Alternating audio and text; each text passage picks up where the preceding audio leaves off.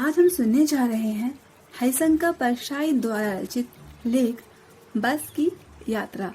तो आइए सुनते हैं इस लेख को। हम 5 मित्रों ने यह तय किया कि शाम 4 बजे की बस से चले। पन्ना से इसी कंपनी की बस सतना के लिए घंटे भर बाद मिलती है, जो जबलपुर की ट्रेन से मिल जाती है। सुबह घर पहुंच जाएंगे। हम में से 2 को सुबह पर काम पर हाजिर होना था, इसलिए वापसी का यही रास्ता हम लोगों ने अपनाना जरूरी समझा। लोगों ने हमें सलाह भी दी कि समझदार आदमी इस शाम वाली बस से कभी सफर नहीं करते। क्या रास्ते में डाकू मिलते हैं? नहीं, बस डाकिन है। बस को देखा तो श्रद्धा भाव उमड़ पड़ी। खूब वयोवृद्ध थी, सदियों के अनुभव के निशान लिए हुए थी। लोग इसलिए इससे सफर करना नहीं चाहते थे कि कहीं वृद्धावस्था में इसे कष्ट न हो। यह बस पूजा करने योग्य थी, उस पर सवार कैसे हुआ जा सकता था। बस कंपनी के एक हिस्सेदार भी उसी बस में जा रहे थे। हमने उनसे पूछा, यह बस चलती भी है? वह बोले, चलती क्यों नहीं है जी, अभी चलेगी। हमने कहा, वही तो हमें देखना है, अपने आप चलती है यह? हाँ जी। और कैसे चलेगी? गजब हो गया, ऐसी बस अपने आप चलती है। हम आगा पीछा करने लगे। डॉक्टर मित्र ने कहा, डरो मत, चलो चलो चलो। बस अनुभवी है, नई नवेली बसों से ज्यादा विश्वसनीय है। हमें बेटों की तरह प्यार से गोद में लेकर चलेगी। हम बैठ गए। जो छोड़ने आए थे वह इस तरह देख रहे थे जैसे अंतिम विदा दे रहे हैं। उनकी आंखें कह रही थी, आना जाना तो लगा ही रहता है, आया है सो जाएगा, राजा रंक फकीर। आदमी को कूच करने के लिए एक निमित्त चाहिए। इंजन सचमुच स्टार्ट हो गया, ऐसा जैसे सारी बस ही इंजन हो और हम इंजन के भीतर बैठे हैं। कांच बहुत कम बचे थे, जो बचे थे उनसे हमें बचना था। हम फौरन खिड़की से दूर सरक गए। इंजन चल रहा था, हमें लग रहा था कि हमारी सीट के नीचे ही इंजन है। बस सचमुच चल पड़ी और हमें लगा यह गांधी जी के असहयोग और सविनय अवज्ञा आंदोलन के वक्त अवश्य जवान रही होगी। उसे ट्रेनिंग मिल चुकी थी, हर हिस्सा दूसरे से असहयोग कर रहा था। पूरी बस सविनय अवज्ञा आंदोलन के दौर से गुजर रही थी। सीट का बॉडी से असहयोग चल रहा था। कभी लगता था सीट बॉडी को छोड़कर आगे निकल गई है, कभी लगता था सीट को छोड़कर बॉडी आगे भागे जा रही है। 8-10 मील चलने पर सारे भेदभाव मिट गए।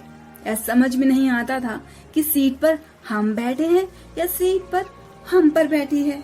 एकाएक बस रुक गई। मालूम हुआ कि पेट्रोल की टंकी में छेद हो गया है। ड्राइवर ने बाल्टी में पेट्रोल निकालकर उसे बगल में रखा और नली डालकर इंजन में भेजने लगा। अब मैं उम्मीद कर रहा था थोड़ी देर बाद बस कंपनी के हिस्सेदार इंजन को निकालकर गोद में ही रख लेंगे और उसे नली में पेट्रोल पिलाएंगे, जैसे माँ बच्चे के मुंह में दूध की शीशी लगाती है। बस की रफ्तार अब 15-20 मील हो गई। मुझे उसके किसी हिस्से पर भरोसा नहीं था। ब्रेक फेल हो सकता है, स्टीयरिंग टूट सकती है। प्रकृति के दृश्य बहुत ही लुभावने थे, पर दोनों तरफ हरे भरे पेड़ थे जिन पर पक्षी बैठे थे। मैं हर पेड़ को अपना दुश्मन समझ रहा था।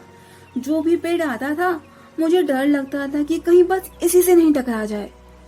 वह निकल जाता तो दूसरे पेड़ का इंतजार करता। झील दिखती तो सोचता कि बस कहीं गोता न लगा जाए। एकाएक बस फिर रुकी। ड्राइवर ने तरह तरह की तरकीबें की, पर वह चली नहीं। सविनय अवज्ञा आंदोलन शुरू हो गया था। कंपनी के हिस्सेदार कह रहे थे, बस तो फर्स्ट क्लास है जी, यह तो इत्तेफाक की बात है। छेड़ चांदनी में वृक्षों की छाया के नीचे वह सब बड़ी दयनीय लग रही थी। लगता था मानो जैसे कोई वृद्धा थक कर बैठ गई हो। हमें गलानी हो रही थी कि बेचारी पर लगकर हम चले आ रहे हैं। अगर इसका परिणाम हो गया तो इस बियाबान में हमें इसकी अंत्येष्टि करनी पड़ेगी। हिस्सेदार साहब ने इंजन खोला और कुछ सुधारा, बस आगे चली। उसकी चाल और कम हो गई थी। धीरे धीरे वृद्धा की आंखों की ज्योति जाने लगी। चांदनी में रास्ता टटोल कर वह रेंग रही थी। आगे या पीछे से कोई गाड़ी आती दिखती तो वह एकदम किनारे खड़ी हो जाती और कहती, निकल जाओ बेटी, अपनी तो वह उम्र ही नहीं रही। एक पुलिया के ऊपर पहुंचे ही थे कि एक टायर फिसकर बैठ गया। वह बहुत जोर से हिलकर थम गई। अगर स्पीड में होती तो चलकर नाले में गिर जाती। मैंने उस कंपनी के हिस्सेदार की तरफ पहली बार श्रद्धा भाव से देखा। वह टायरों की हालत जानते हैं, फिर भी जान हथेली पर लेकर इस बस में सफर कर रहे हैं। उत्सव की ऐसी भावना दुर्लभ है। सोचा, इस आदमी के साहस और बलिदान भावना का सही उपयोग नहीं हो रहा। इसे तो किसी क्रांतिकारी आंदोलन का नेता होना चाहिए था। अगर बस नाले में गिर पड़ती तो हम सब मर जाते, तो देवता हमें बाहें पसार कर हमारा इंतजार करते, कहते, वह महान आदमी आ रहा है जिसने एक टायर के लिए प्राण दे दिए। मर गया पर टायर नहीं बदला। दूसरा घिसा टायर लगाकर बस फिर चली। अब हमने वक्त पर पन्ना पहुंचने की उम्मीद छोड़ दी थी। पन्ना कभी भी पहुंचने की उम्मीद छोड़ दी थी। पन्ना क्या, कहीं भी पहुंचने की उम्मीद छोड़ दी थी। लगता था जिंदगी इसी बस में गुजरनी है और इससे सीधे उस लोक को प्रयाण कर जाना है। इस पृथ्वी पर उसकी कोई मंजिल नहीं है। हमारी बेताबी तनाव खत्म हो गए।